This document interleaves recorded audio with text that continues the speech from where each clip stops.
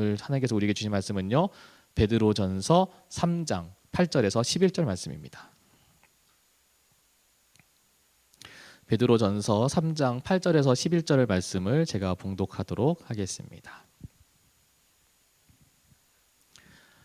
마지막으로 말하노니 너희가 다 마음을 같이하여 동정하며 형제를 사랑하며 불쌍히 여기며 겸손하며 악을 악으로 욕을 욕으로 갚지 말고 도리어 복을 빌라. 이를 위하여 너희가 부르심을 받았으니 이는 복을 이어받게 하려 하심이라. 그러므로 생명을 사랑하고 좋은 날 보기를 원하는 자는 혀를 금하여 악한 말을 그치며 그 입술로 거짓을 말하지 말고 악에서 떠나 선을 행하고 화평을 구하며 그것을 따르라. 아멘. 네, 오늘 말씀 듣기 전에 함께 고백하겠습니다. 말씀이 들려야. 네, 되게 오랜만이죠. 저도 이거 맨날 이제 비대면 예배 드리다가 여러분 현장에서 예배 드릴 때 이걸 해야 되는데 제가 깜빡하고 있었어요. 함께 온라인으로든 아니면 우리가 현장이든 함께 하시는 분들 함께 고백했으면 좋겠습니다. 말씀이 들려야 생명이 되고 말씀이 새겨져야 능력이 된다. 할렐루야. 네, 크게 하면서 할렐루야. 네, 우리 좀 텐션을 올릴게요. 네. 자, 5월은 가정의 달입니다. 그래서 가정의 달 마지막 주를 맞이하면서 우리가 가정에 대해서 한 번 더 말씀을 좀 살펴봐야겠다는 생각이 들어서 오늘 말씀의 제목이요. 가정은 따뜻해야 됩니다. 네, 지금 벌써 초여름이 지나가서 이제 사실 춥기는 하지만 덥기는 하지만 그래도 이번 주 비 와가지고 좀 추웠잖아요. 그러니까 그냥 이해해 주세요. 네, 어쨌든 가정은 따뜻해야 됩니다. 5월은요, 오정이래요. 네, 5월은 가정의 달입니다.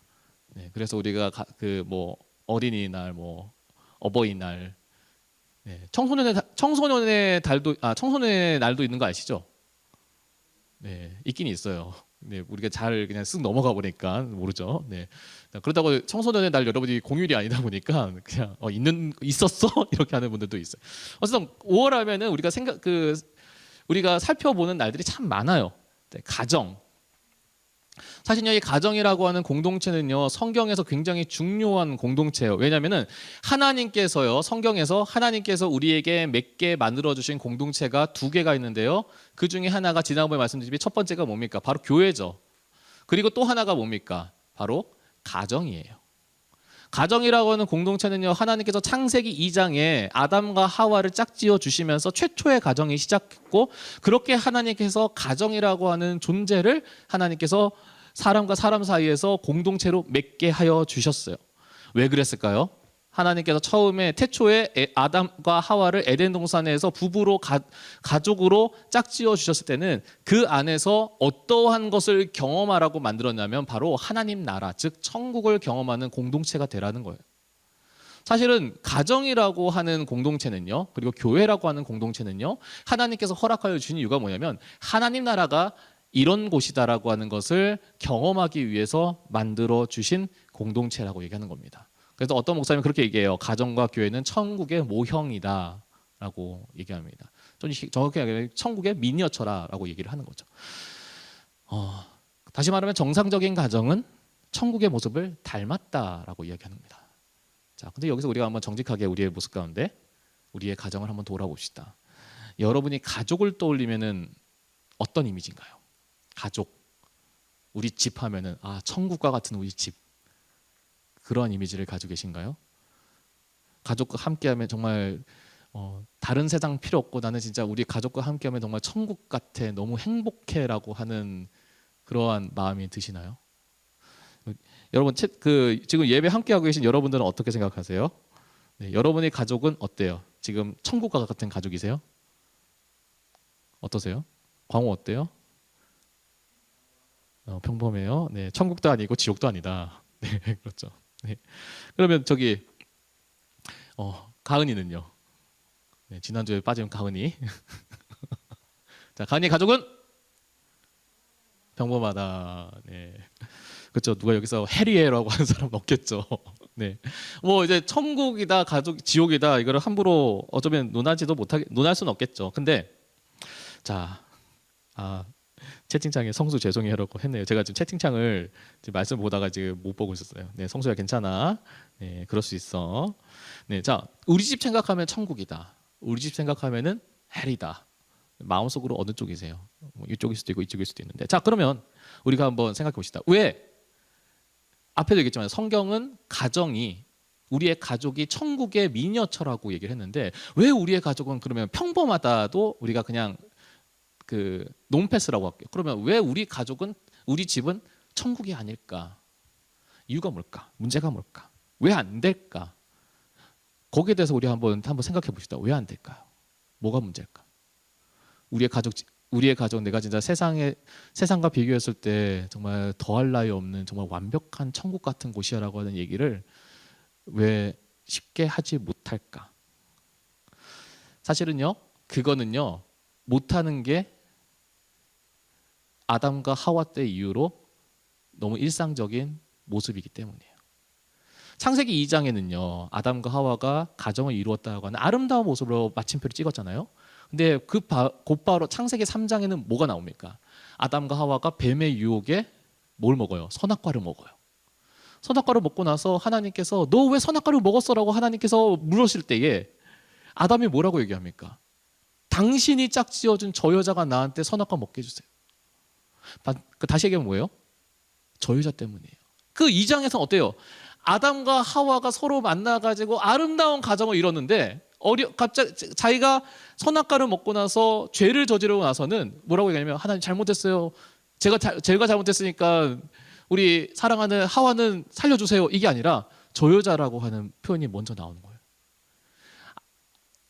인간이 뱀의 유혹으로 해서 타락하고 나서 원래 하나님께서 만들어주신 천국의 공동체였던 천국의 미니어처였던 가정이라는 모습이 그때부터 망가지기 시작했다는 겁니다.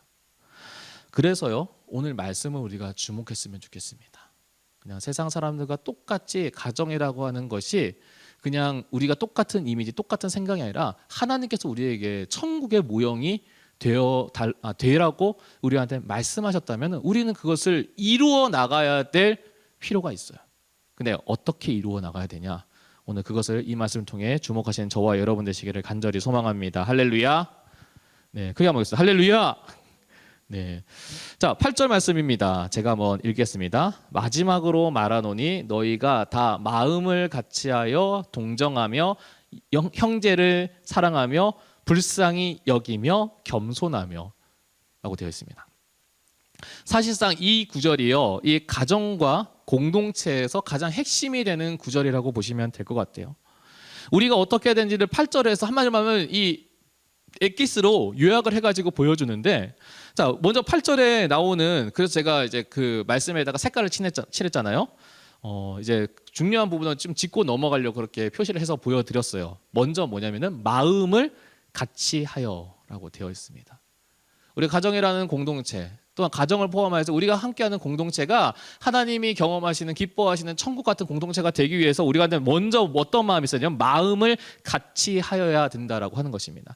헬라어로 보니까요, 이제 호모흐론이라고 하는 단어를 쓰고 있는데요, 조화된 마음을 의미한다고 합니다. 무슨 얘기냐면 마음을 같이 한다는 것이요, 이제 사람마다 생각하는 게 다르잖아요. 사람마다 품는 마음이 달라요. 그러니까 사람마다 서로 다른 뜻을 가지고 있는 것이에요. 그러다 보니까요, 한 공동체로 모여 있다고 하더라도요, 시간이 지나면서 그냥 계속해서 좋게 잘 지내는 것이 아니라 뭐가 생기냐면 갈등이 생기는 거예요. 반목이 생기는 거예요. 왜? 서로 간의 마음이 똑같지가 않으니까. 다르다라고 하는 것이 그것이 이제 우리 가운데 갈등을 만들고 반목을 만든다는 거예요. 그래서 어떤 게 필요하냐면 조화가 필요하다는 겁니다. 서로 간의 마음이 다르더라도요, 그 마음이 다르다라는 것을 이해해주고 품을 수 있는 온유한 마음이 우리한테 있어야 된다라고 하는 겁니다. 그래서 왜 그 연합, 조화, 뭐 협력 이런 거 강조하는 캐치프레이즈 중에 그런 거 있잖아요. 다른 것은 틀린 게 아니다. 얘기 정말 많이 듣습니다. 아마 여러분들 많이 들으셨을 거예요. 다르다라는 것을 인정해 주어야 된다는 것입니다. 근데 이 다르다라는 것을 인정하지 못할 때 뭐가 생겨요? 갈등이 생기는 것이죠. 네. 밥 먹으러 갈 때 짜장면 먹으러 가자고 했는데 짬뽕 먹자고 하면은 어떻습니까? 그때부터 갈등이 생기는 거예요. 네. 근데 조화라는 건 어떠냐면 결국은 뭐예요? 갑자기 말해놓고 나니까 웃기네요. 네, 돈가스를 사서 그 짬뽕이랑 같이 먹던가. 네, 어쨌든 우리가 갈등이라고 하는 것이 서로 다르다는 것을 이해해주고 품을 수 있는 그런 마음이 되어야 되는데 그것이 안 되면은 어떻게 됩니까? 싸움이 나는 거예요. 분쟁이 나는 거예요. 결혼해가지고 신혼부부가 이혼한 사례 중에 그런 사례가 있더라고요. 네, 결혼을 했어요. 서로 뭡니까? 서로 연애를 해가지고 서로 사랑해서 결혼을 했잖아요. 그런데 부부 생활을 하고 나서 이제 얼마 안 돼가지고 뭡니까? 치약을 짜는데 남자는 가운데서부터 짜는 거예요. 근데 여자분은 어디서부터 짜냐면은 끝에서부터 이렇게 짜고 올라오는 거예요. 그러니까 이 여자분이 볼 때는 항상 가운데가 찍 눌려져 있는 거 보면 마음이 불편한 거예요. 근데 실제로요, 그것 때문에 이혼한 커플이 있었어요.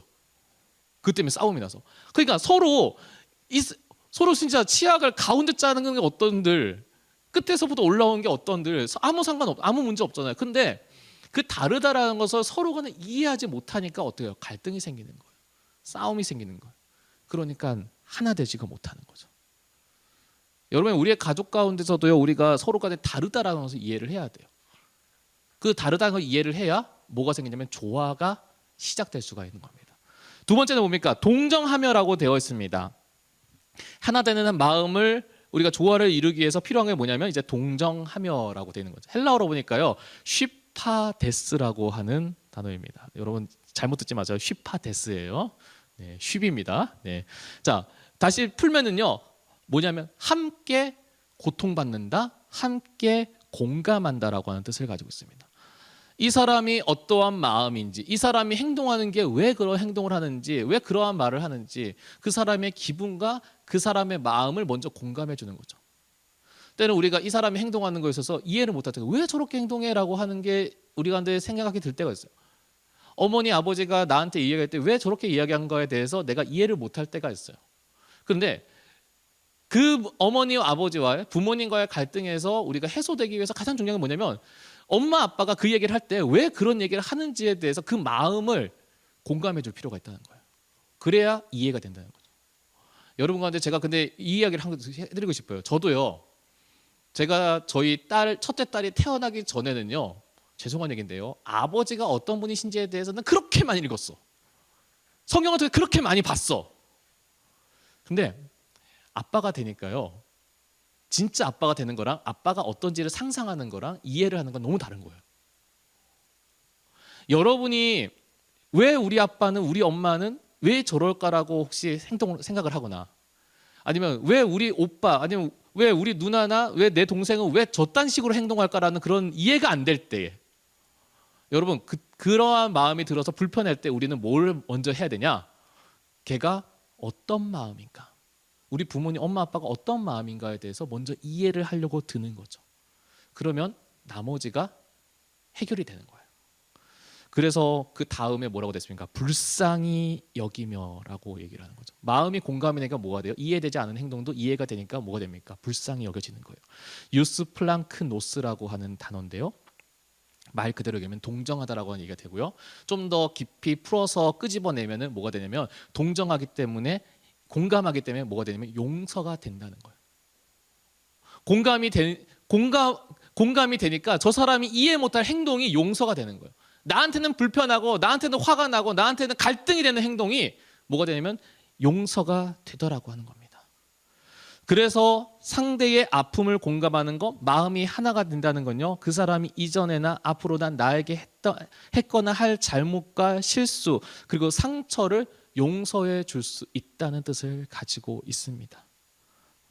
한 번은 이렇게 한번 예를 들어서 어느 날 갑자기 엄마가 집에 들어오자마자 너 공부 안 하고 뭐해? 그러면서 화를 내요. 들어오자마자. 그런 거 경험해 봤어요? 네. 이제 뭐 눈빛을 보니까 경험해 본 사람도 있고 경험해보지 못한 사람도 있고. 어느 날 갑자기 아빠가 집에 들어올 때 술을 거하게 들어오셔가지고 화를 잔뜩 내세요. 근데 그런 것 볼 때마다 그러면 그런 생각이 드냐? 왜 우리 엄마 왜 저래? 왜 우리 엄마 이렇게 오늘따라 왜 그래? 우리 아빠 왜 술 먹고 이렇게 난리야? 이렇게 하면서 우리 화가 나 불평할 때가 있어요. 근데 앞에 얘기했잖아요. 공감을 하는 거예요. 공감을 하고 그리고 그 사람의 아픔을 이해를 한다는 거예요. 그 용서를 한다는 건 뭐냐? 왜 엄마가 집에 들어올 때부터 짜증이 나 있을까? 화가 나 있을까? 왜 아빠는 술을 마시고 들어올까? 어떻게 보면 그거는요, 엄마가 밖에서 어떤 일을 당하고 있기 때문에 그렇게 화가 나실까에 대해서 이해를 하는 거예요. 우리 아버지가 왜 저렇게 힘드셨을까에 대해서 이해를 하는 거예요. 그러면 뭐가 됩니까? 용서가 되는 거예요. 근데 여러분, 용서라고 하는 말이에요. 쉬운 게 아닌 거 아시죠? 아무나 용서할 수 있습니까? 못해요. 용서를 하려면요, 어떤 마음이 전제가 되냐면요, 사랑하는 마음이 있어야 용서가 돼요. 여러분이 가족을 사랑하면요, 우리가 그 가족이 싫던 좋던 우리가 가족이기 때문에 한 공동체가 되려고 조화를 이루려고 노력을 하고요. 그러면은 그 사람의 다른 점에 대해서 우리가 공감이 되고, 그리고 그것 때문에 그 사람이 내가 볼 때는 틀렸다라고 생각하지만 그래도 그 사람은 용서할 수 있고 품을 수 있는 그러한 마음이 되어야 된다는 겁니다. 근데 그걸 우리는 아셔야 됩니다. 우리 엄마 아빠가 아니면 내 형제가 나를 화나게 할 수 있지만요, 반대로 뭡니까? 나도 우리 엄마 아빠와 내 형제를 고통스럽게 할 때도 있다는 거예요. 그렇기 때문에 우리가 실망하고 상처받는 경험이 있지만 우리도 누군가에게 상처가 되고 실망이 되는 경험이 있다는 것을 기억해야 됩니다. 그렇기 때문에 서로 사랑한다는 건요, 서로 용서하는 거죠. 일방적인 용서가 아니라 나도 연약함이 있다는 걸 알기 때문에 용서를 하는 겁니다. 그게 우리가 가족이라고 하는 공동체가 되기 위해서 가장 중요한, 가족이 서로 사랑해야 됩니다. 근데 그 사랑에서 실질적인 모습은요, 서로 간에 이해되지 않는 부분에서 서로 사랑하기 때문에 용서하고 서로 품을 수 있는 그러한 마음이 되어야 된다는 겁니다. 할렐루야. 근데 그 마음을 누가 주시겠어요? 바로 하나님께서 주셔야 되는 거예요. 성령님께서 우리에게 주셔야만 가능한 거예요. 그게 안 주시면요, 정말 형제가 미우면요, 죽을 때까지 미워요. 근데 주님께서 사랑하는 마음을 주셔야 진짜 죽을 것 같이 미운 형제도 용서가 되는 거예요. 여러분의 가정 가운데 여러분이 서로 사랑할 수 있는, 형제를 사랑하고 부모님을 사랑할 수 있는 그런 용기 있는 믿음의 사람 되기를 간절히 소망합니다. 자, 9절 말씀이 여기가 이렇습니다. 악을 악으로, 욕을 욕으로 갚지 말고 도리어 복을 빌라. 자, 악을 악으로, 욕을 욕으로. 뭡니까? 육의 마음은요, 당한 만큼 갚아주고 싶어요. 내가 뺨을 한 대 맞았어. 그럼 뭐합니까? 난 뺨을 한 대 쳐야지 직성이 풀려요. 근데 그렇게 하지 말라는 거예요. 오히려 뭐예요? 내가 부당하고 억울한 일을 당했다고 하더라도요, 뭐합니까? 악을 악으로 갚지 말라라고 얘기하는 거죠. 말씀 함께 보겠습니다. 마태복음 5장 38절에서 44절 말씀인데요. 마태복음 5장 38절에서 44절 말씀, 혹시 성경책 있으신 분들 좀 펴주세요.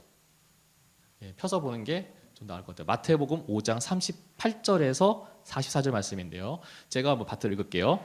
또 눈은 눈으로, 이는 이로 갚으라 하였다는 것을 너희가 들었으나 나는 너희에게 이르노니 악한 자를 대적하지 말라. 누구든지 내 오른편 뺨을 치거든 왼편도 돌려대며 또 너를 고발하여 속옷을 가지고자 하는 자에게 겉옷까지 가지게 하며 또 누구든지 너로 억지로 오리를 가게 하거든 그 사람과 심리를 동행하고 내게 구하는 자에게 주며 내게 꾸고자 하는 자에게 거절하지 말라. 또 내 이웃을 사랑하고 내 원수를 미워하라 하였다는 것을 너희가 들었으나 나는 너희에게 이르노니 너희 원수를 사랑하며 너희를 박해하는 자를 위하여 기도하라 라고 되어 있습니다. 예수님께서 이렇게 말씀하시면요, 정말로 쉽지 않은 구절이 실천하라고 하면 진짜 이걸 어떻게 해요? 라고 하는 생각이 드는 구절이 이 5장 38절 44절 말씀이에요. 어떻습니까? 왼뺨을 맞았어. 그러면은 우리 인간적인 마음이 어떻습니까? 네가 왼뺨을 쳤어. 근데 왼뺨을 치는 게 여러분 상식적으로 이렇게 어떻게 되는지 아세요? 내가 오른손으로 이렇게 치면은 내가 어느 뺨을 맞아야 돼요? 한번 시뮬레이션 해봐요. 가은이랑 한번 옆에 사람 쳐봐. 그러면 어느 뺨 맞았어? 왼뺨을 맞죠. 근데 지금 오른뺨을 맞았단 말이야. 그러니까 이게 그 시뮬레이션 할 때 누가 어느 분이 그러더라고요. 첫 번째, 너는 내 오른뺨으로 맞을 자격 없고 그냥 왼손으로 맞아도 충분해라고 할 정도로 이 사람이 엄청나게 무시를 했던가. 아니면 그 때릴 때 이런 자세 있죠. 이렇게 치는 게 아니라 팍 이렇게 치는 그런 자세. 어쨌든 둘 다 뭡니까? 엄청 모욕적인 자세야. 그냥 때렸다가 아니라 그냥 폭력을 행사했다가 아니라 굉장히 모욕적으로 이 사람이 나한테 대했다는 거예요. 근데 어떻게 해요? 예수님은 오른뺨 맞았으면 모두 왼뺨도 치시죠. 라고 하는 거예요. 누가 나에게 부당하게 내 것을 뺏어갔어요. 근데 그것도 내어줄 수 있는 내 원수, 나를 상처 주는, 한마디로 하면 내 원수라고 하면 우리가 되갚아줘야 되는, 보복해야 되는 우리가 대상으로 생각하는데 예수님께서는 그러지 말아라, 원수를 용서해라 라고 하는 정말로 쉽지 않은 그러한 행동인 거죠. 아까 그리고 말씀의 주제가 가정이잖아요. 여러분의 가족 가운데 혹시 그런 왼수 같은 인간들이 있습니까? 이런 머릿속에 딱 누구 딱 떠오르는 사람이 있어. 근데 어쩌면 이제 오른뺨을 때리는 것 같은 행동하는 사람이 있어요. 내 속옷을 나를 억지로 오리까지 걷게 만드는 그러한 사람이 있어요. 내 겉옷을 뺏어가는 그런 악한 정말 파렴치한 행동을 하는 사람이 우리 가족 가운데 있을지는 모르겠지만 뭐라고 합니까? 원수도 사랑하라고 하는 거예요. 원수조차도 사랑하는데 왜 우리가 가족을 사랑하지 못하겠냐는 거예요. 왜 가족을 용서하지 못하겠냐는 거예요. 근데 왜 예수님께서는 이렇게 용서에 대해서 왜 이러한 말씀을 하셨을까요? 왜냐면요, 악한 행동으로 악을 갚으면 결국 뭡니까? 남는 게 뭐밖에 없어요? 악밖에 없는 거예요. 우리가 믿음의 사람이라면요, 우리가 정말로 예수 그리스도를 구주로 영접한, 그래서 선을 행하고자 하는 사람이라고 하면요, 우리가 우리의 삶에서 남아야 되는 것은 악이 남아야 되는 것이 아니라 뭐가 남아야 돼요? 선이 남아야 돼요. 그러니까 내가 부당한 일을 당한 것에서 부당한 일에 대해서 저 사람도 똑같이 어려움을 당하려고 보복하는 것은 악밖에 남지 않잖아요. 근데 우리는 뭘 남겨야 돼요? 선을 남겨야 되는 사람이에요. 그러니까 선을 남기기 위해서 우리는 뭐 해야 되냐? 용서하라는 거예요. 오늘 말씀 도리어 뭐랍니까? 악을 악으로 갚지 말고 도리어 그들을 위하여 복을 빌라. 그럼 뭐가 됩니까? 나는 부당하게 당했지만, 나는 악으로 인해서 상처를 받았지만, 그로 인해서 무엇이 남아요? 내가 그 사람에서 복을 비는 것을 통해서 무엇이 남아요? 선이 남는 거예요. 그 사람에게 복을 빚는 나의 하나님을 순종하는 마음이 남는 거예요. 사실은요, 이 복을 빌라고 하는 건요, 그 사람 때문에 복을 빌라는 게 아니에요. 여러분을 위해서 복을 빌라고 하는 겁니다. 악을 악으로 갚으면요, 언젠간 그 악이 남아서 나에게 돌아오지만요, 선을 선으로 갚으면요, 그 선은요, 언젠간 나한테 돌아오기 때문에 우리가 그 선은 하나님의 축복이 된다는 겁니다. 여러분이 가족 가운데 혹시 용서하지 못할 그런 행동을 하였다라고 하더라도 그것이 여러분에게 합리화되어서 우리의 가족 중에 누군가를 용서하지 못하는 그러한 어리석은 행동을 하지 않는 저와 여러분이 되시기를 간절히 소망합니다. 여러분 용서하셔야 돼요. 그리고 내가 정말로 내가 진짜 이 세상에 얘만 없었으면 좋겠다라고 생각하는 그 사람조차도 여러분이 품고 용서하고 복을 빌 때 여러분의 그 복이 여러분의 그대로 남을 줄 믿습니다. 할렐루야. 동의를 안 하는구나. 네, 복이 남을 줄 믿습니다. 할렐루야. 네, 어쨌든 용서하셔야 돼요. 진짜 미워 죽겠는 사람을 용서하시는 저 여러분 되셨으면 좋겠어요.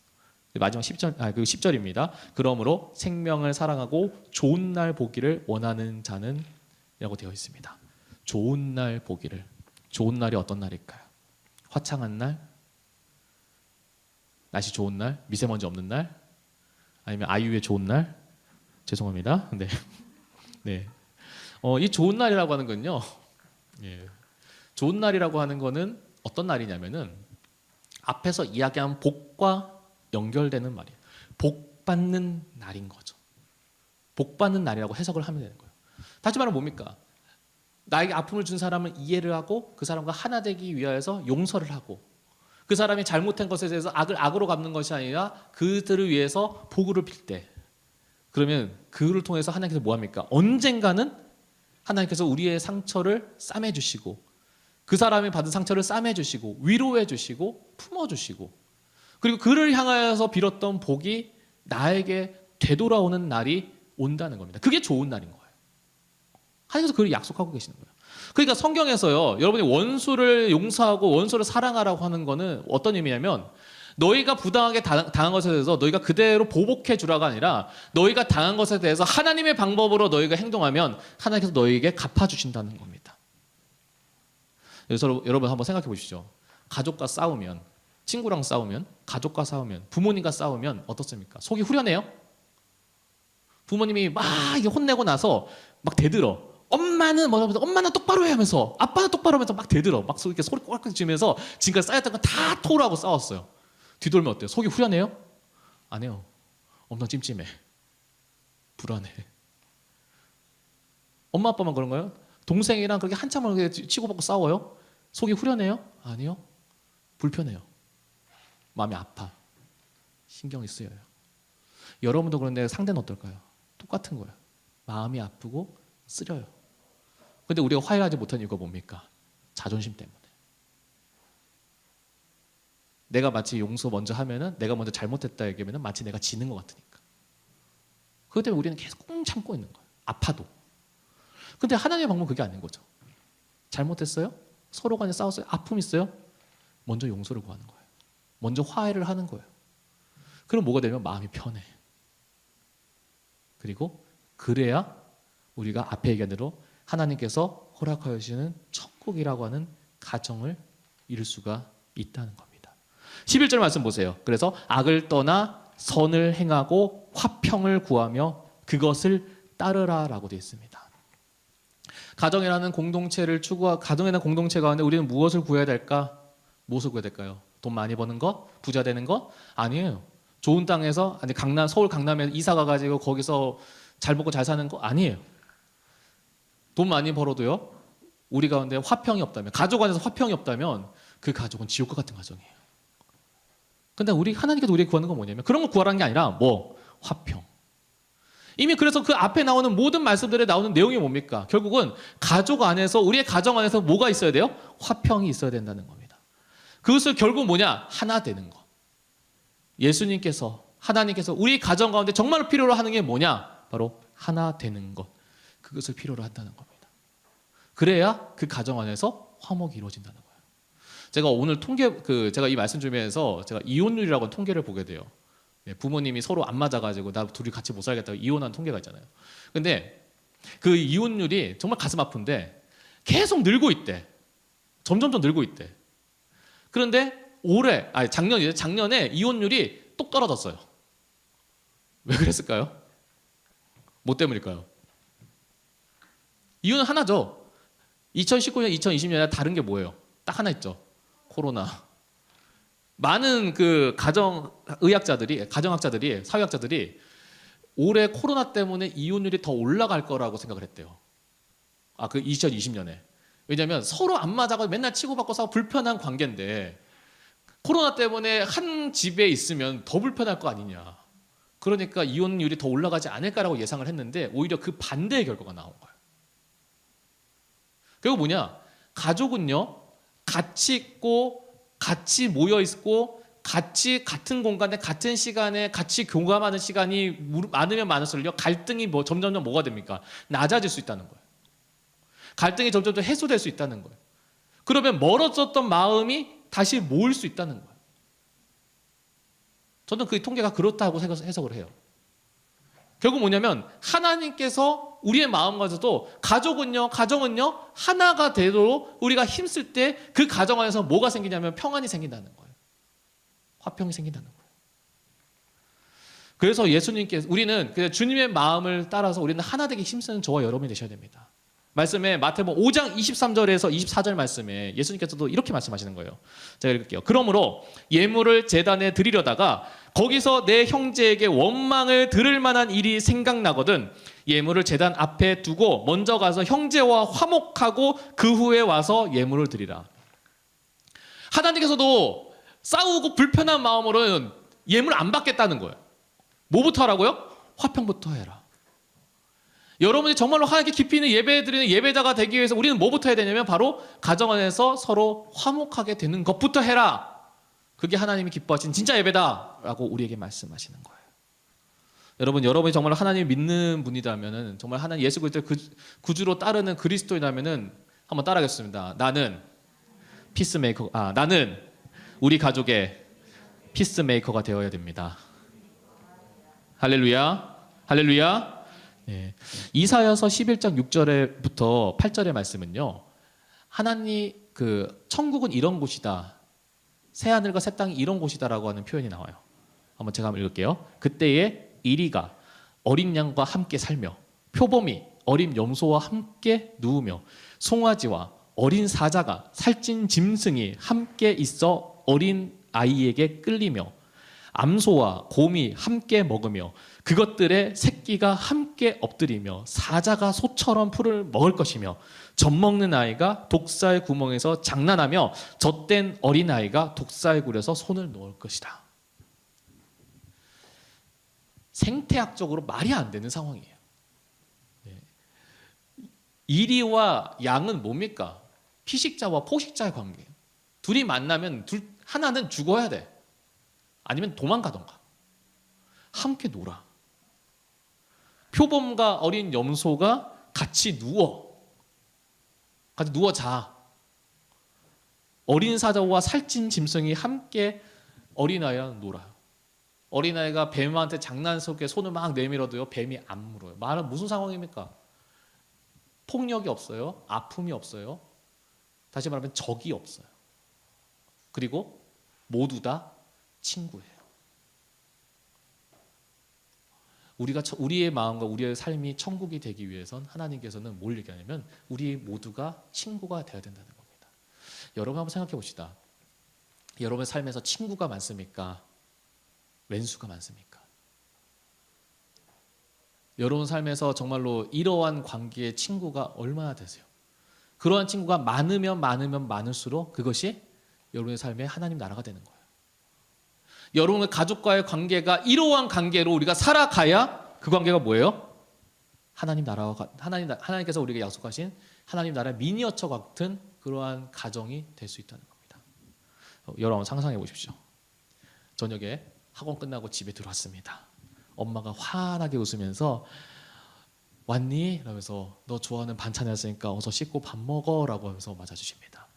아빠가 TV를 보시다가 TV를 끄고 나서 그래 오늘도 수고했지 라고 하면서 이제 격려를 해주십니다. 네. 그리고 이제 동생이나 아니면 형이나 오빠가 이제 방 안에서 나와가지고는 네, 왔냐면서 이런저런 얘기를 나오다가 정말 나는 너밖에 없다라고 하는 그런 얘기를 합니다. 네, 벌써 가은이가 소름을 끼쳐요. 네. 오글거린다는 거죠. 저 우리한테는 그런 상황이 오글거려요. 왜 오글거려? 어색한 상황인 거예요. 내가 상상할 수 없는 상황이에요. 근데 여러분 우리가 말도 안 나와요. 우리가 그러한 가정과 그러한 삶을 꿈꿔야 되는 게 맞는 거예요. 왜? 그게 우리의 가정 안에서 천국 아니에요. 가족 간에서 화목이 없어요. 소통이 없어. 교감이 없어. 집에 들어왔는데 누가 들어왔는지 마는지 신경도 안 써. 와가지고는 엄마가 그냥 냉랭하게 너 성적표는? 공부는? 너 숙제는? 아빠는 그 말 들으면서 답답해가지고 한숨만 푹 푸시면서 아무 얘기도 안 해요. 하나밖에 없는 남동생 보고 나서는 괜시리 짜증받네. 이러면서 짜증받네. 우리의 가정이 이게 일상이라면요. 그 가정의 모습이 얼마나 답답하고 어둡겠어요. 오글거리지만 우리가 정말 하나님께서는 사실은 우리한테 그렇게 꿈꾸게 하는 가정의 모습이 바로 이런 모습이라고 우리한테 보여주시는 거예요. 아무리 힘들어도 의지할 곳을 내 가족이라고 하는 그 마음이 우리 가운데 있어야 됩니다. 근데 그러한 가정이 되기 위해서 결국 말씀은 누구부터 변해라고 얘기합니까? 나부터 변해야 된다고 얘기합니다. 한번 따라해 보겠습니다. 나부터 변해야 우리 집이 천국이 된다. 좀 크게 할까요? 나부터 변해야 그냥 온라인으로 그냥 보고만 있지 말고 한번 따라해 보세요. 나부터 변해야 우리 집이 천국이 된다. 할렐루야. 옛날에 그런 사람이 있었대요. 이 사람이 사회에 대해서 불만이 너무 많았어. 그래서 기도 제목이 이랬대요. 하나님, 세상이 빨리 바뀌게 해주세요라고 기도를 했대. 젊은 시절에. 그때 제가 알기로 10대 때인가 그랬대요. 하여튼 혈기에 세상이 바뀌게 해서 막 기도를 했는데 세상이 안 바뀌더래. 근데 이 사람이 기도 제목을 바꿨대요. 세상이 안 바뀌는 거는 일단 우리나라부터 바뀌어야겠다. 그래서 그랬대. 하나님, 우리나라부터 바뀌게 해주세요랑 막 열심히 기도를 했대요. 시간이 지나면서 이 사람이 어느 정도 중년이 됐는데 전혀 안 바뀌는 거예요. 문제가 뭘까 괜찮지 생각하다가 뭐가 되냐면 우리 가족부터 바뀌어야겠구나. 하나님, 우리 가족부터 먼저 바뀌게 해서 막 기도를 했대.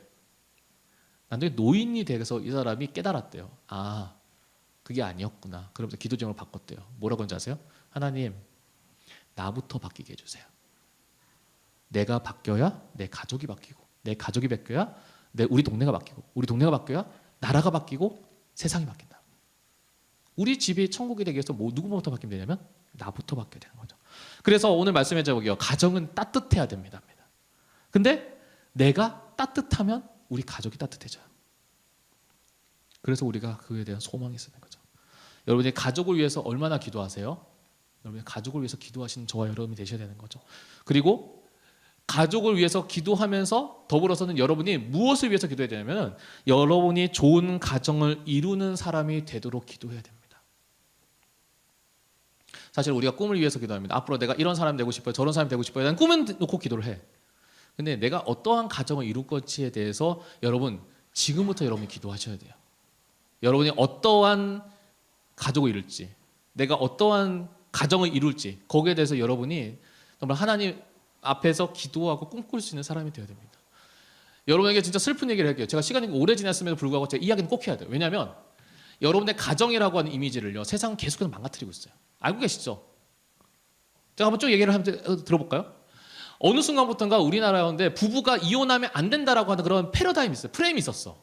근데 시간이 지나면서 어떻습니까? 이혼율이 점점 더 늘어. 심지어는요, 연예인들이 이제 결혼만 했다고 하면은 이혼하는 게 일상 다반사야.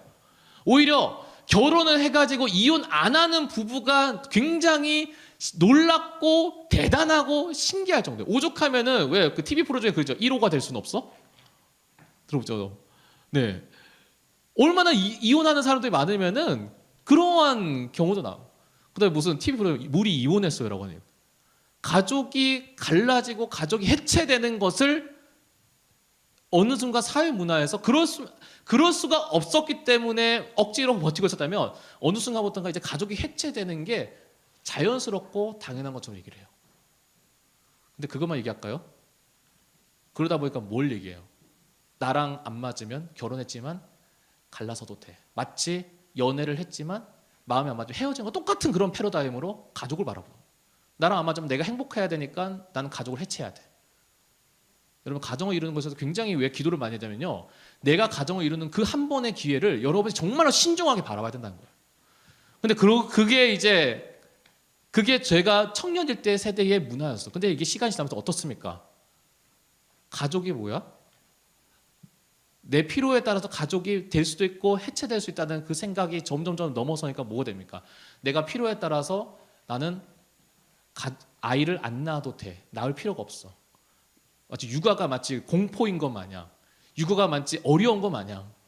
네, 제가 남자이기 때문에 이걸 얘기를 함부로 하지는 못하지만요, 성경에서 봤을 때 그런 생각이 드는 거예요. 성경에서 봤을 때는 자녀가 많은 것이 축복이라고 했는데 요즘은 자녀가 많은 것이 마치 그 끔찍한 것처럼 이제 바라보는 시대가 됐어요. 더 나가서는 어떤 줄 아세요? 저는 이게 제일 무서워요. 이제는 남자 여자가 가정을 이루는 것에 대해서 계속해서 공격하는 시대가 됐어요. 아니 그전에 뭐부터 시작합니까? 남자 여자 갈등부터 얘기하잖아요. 남자 여자 계속 며칠 싸워야 되고 갈등을 가져야 되고 문제가 생기는 것처럼 계속해서 미디어에서 매스컴에서 계속 이야기를 해요. 남자이기 때문에 여자이기 때문에 이쪽 저쪽에서 계속 극단적으로 얘기를 하는 시대가 됐어요. 근데 이것이 이야기되면서 제가 분명히 볼 때요, 여러분들이 청년일 때 세대는요, 어떤 성 정체성에 대한 갈등을 계속해서 이제 미디어가 조장을 할 거예요. 지금도 제가 알기로는 그것을 윤리 시간이나 성교육 시간에 여러분에게 이야기를 한다고 들었어요. 왜냐하면 그렇게 지금 정부에서 방침이 정해져 있기 때문에 성 정체성, 뭐 성평등 이렇게 얘기하면서 성소수자가 그래도 되는 것처럼 여러분에게 이야기를 합니다. 앞으로 여러분이 뭐 남자 여자가 결혼하는 것이 아니라 남자가 남자랑 결혼하는 거, 여자가 여자랑 결혼하는 것이 마치 괜찮은 것처럼, 마치 그것이 앞서가는 문화인 것처럼 여러분이 얘기를 해요. 근데 여러분 성경을 자세히 보세요. 그래서 여러분이 가정에 대해서 하나님께서 나에게 어떠한 가정을 이루기를 원하신지를 여러분 말씀을 통해서 꿈꿔야 되는 거야. 그것이 없다면 여러분은 그냥 미디어가 이야기하는 대로, 세상이 이야기하는 대로 그대로 휩쓸려 갈 수밖에 없어요. 저는 여러분들이 좋은 가정을 이루는 것을 상상하며 그것이 여러분의 기도 제목이 되는 저와 여러분 되시기를 소망합니다. 그래야 여러분이 앞으로 어른이 되어서 가정을 이룰 때 정말 하나님께서 기뻐하시는, 하나님께서 주목하시는, 사랑받는 그러한 가정을 이룰 수 있기 때문입니다. 그러한 가족을 꿈꾸시는 저와 여러분 되시기를 간절히 소망합니다.